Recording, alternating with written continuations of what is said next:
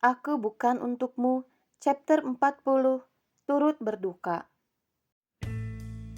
Setelah pekerjaan selesai, Freddy bersiap untuk pulang.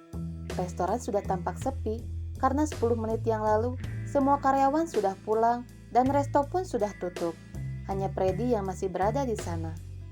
Seperti biasa, sebelum pulang, Freddy berpamitan pada security yang berjaga di sana. "Pak, saya pulang dulu," seru Freddy sambil mengangkat tangan kanannya. "Iya Pak Freddy, hati-hati." Freddy tersenyum lalu masuk ke dalam mobilnya meninggalkan tempat itu. Untuk menemani perjalanan pulangnya, Freddy menyalakan musik supaya ia tidak mengantuk. Hari ini cukup melelahkan karena ia juga harus menghandle pekerjaan Dion, dan karena rasa lelah itu, Freddy berkali-kali menguap. Ingin rasanya ia segera sampai di rumah dan tidur. Di tengah perjalanan, tiba-tiba ia terjebak kemacetan.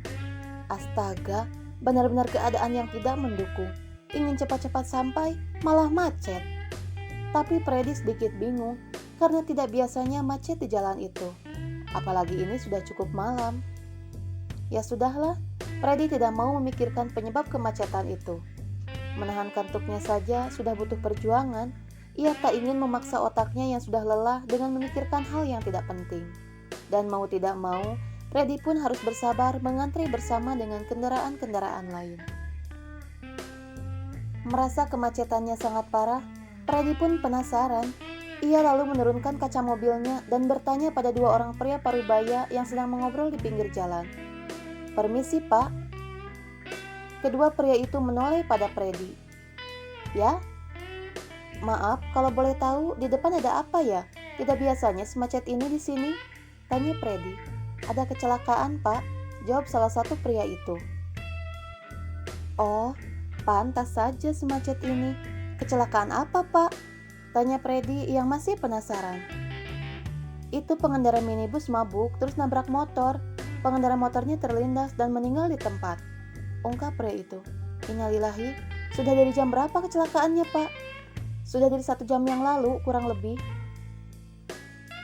"Oh," Freddy mengangguk-angguk sambil kepalanya keluar melengok ke depan, melihat kemacetan yang cukup panjang. Setelah mengetahui penyebab kemacetan itu, rasa kantuk yang tadi dirasakannya tiba-tiba hilang.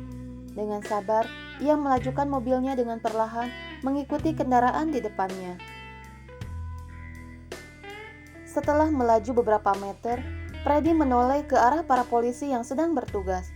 Freddy memicingkan matanya saat ia melihat seorang pria di antara para polisi itu. "Reno, sedang apa dia di sana?" batinnya sambil terus memperhatikan Reno yang sedang mengobrol dengan seorang polisi. Freddy melihat Reno sesekali menyeka matanya. "Kenapa perasaanku tidak enak ya?" Setelah melewati kemacetan, Freddy menepikan mobilnya lalu pergi ke arah tempat kejadian yang sudah dipasang polis lain. "Pak, maaf, saya temannya Reno. Kalau boleh tahu, sedang apa dia di sana?" tanya Freddy pada seorang polisi. Sebenarnya ia ingin langsung menghampiri Reno, tapi berhubung Reno berada di dalam area yang dipasang garis polisi, Freddy menghampiri dan bertanya kepada polisi yang bertugas terlebih dahulu. "Apa yang Bapak maksud pria yang berkaos biru itu?" tanya polisi itu. "Iya, Pak." "Oh, itu keluarga korban, lebih tepatnya anak korban." "Anak korban?" Freddy mengerutkan keningnya. Ia bertanya-tanya siapa yang menjadi korban, Anita atau Herlan. Tapi kalau Anita, ia rasa tidak mungkin, karena ini sudah malam. Anita tidak akan mungkin pergi seorang diri naik motor malam-malam. Sudah dipastikan yang meninggal adalah Herlan. "Iya, Pak." Jujur, Freddy sangat terkejut mendengarnya. Ia tak menyangka, baru saja kemarin mereka memergoki Herlan yang sedang berselingkuh dengan Mita. Dan malam ini, ia disuguhkan dengan kabar buruk. Ia sungguh tak menyangka Herlan akan berakhir dengan cara yang tragis. "Pak, apa saya boleh menemui teman saya?" "Tentu," polisi itu mengangguk. Freddy pun masuk ke area garis polisi, menghampiri Reno yang masih mengobrol dengan polisi. Setelah polisi itu pergi, Freddy mendekat pada Reno, menyentuh bahu sahabatnya itu. Reno memutar wajahnya melihat siapa yang ada di belakangnya. "Kau? Kenapa kau bisa ada di sini?" tanya Reno sambil menyeka sisa-sisa air matanya. "Aku baru pulang, kebetulan lewat sini dan macet parah. Setelah aku cari tahu, ternyata ada kecelakaan. Aku melihatmu di sini, jadi aku bertanya pada polisi tadi.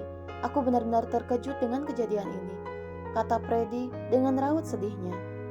Biar bagaimanapun, Reno adalah sahabatnya. Meskipun ia benci pada Herlan karena telah berselingkuh dengan ibunya, Freddy tetap ikut berduka. "Aku turut berduka dengan kepergian Paman Herlan," ucapnya tulus. "Terima kasih. Maaf karena sebelum meninggal, Papa sudah membuatmu marah," kata Reno sambil menunduk menyembunyikan wajah sedihnya. "Sudahlah, aku sudah memaafkan Paman Herlan. Semua manusia pernah salah, tidak hanya papamu, tetapi aku juga pernah melakukan kesalahan," tutur Freddy sambil merangkul Reno. "Tapi aku khawatir dengan Bibi Anita. Dia pasti sangat terpukul dengan musibah yang menimpa Paman Herlan."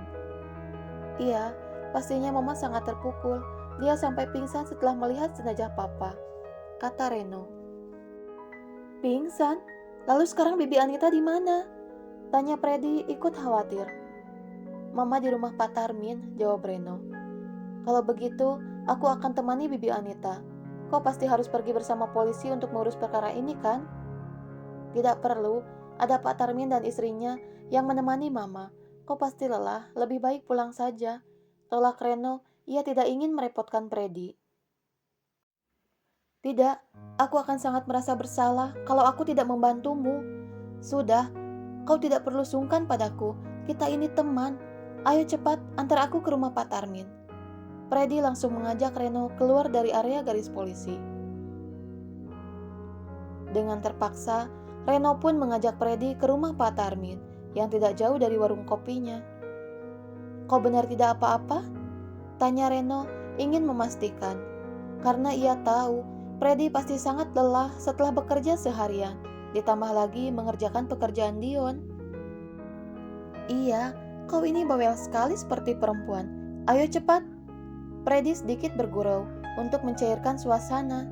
"Apa rumahnya masih jauh?" tanyanya. "Tidak, sedikit lagi sampai," kata Reno.